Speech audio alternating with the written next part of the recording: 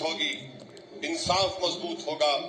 और अगर इंसाफ करने वाले रिटायरमेंट के बाद इस तरह की बात लिखते हैं, इंटरव्यू में बोलते हैं, तो खुद वो अपना तमाशा कर रहे हैं और अपने चेहरे को बेनिकाब कर रहे हैं। बहरहाल मेरे अजीज दोस्तों और बुजुर्गों, आज वक्त ये है कि हमको मुत्तहदा तौर पर अपनी इबादत गाहों की हिफाजत करना है।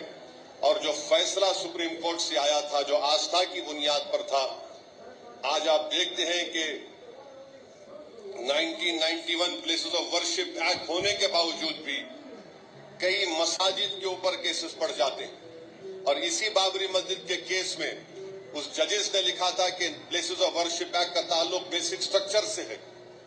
सुप्रीम कोर्ट एक बात बोलता है और लोअर कोर्ट उसको कबूल नहीं करता है।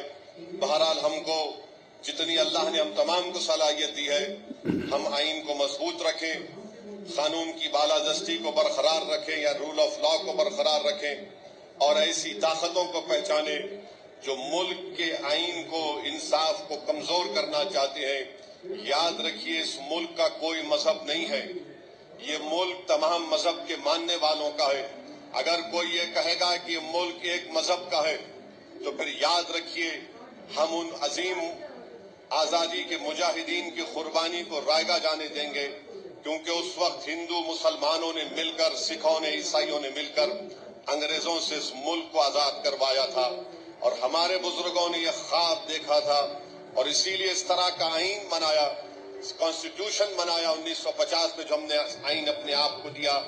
वो ये कहता है कि इंडिया, जो उसका प्रियम्बल है, उसका जो कहता, उसमें ये बात लिखी गई कि लिबर्टी, इक्वालिटी, जस्टिस, फ्रेटर्निटी, ये चार चीजें जब आप बात करते हैं तो किसी एक मजहब की तारीफ में बात नहीं होती।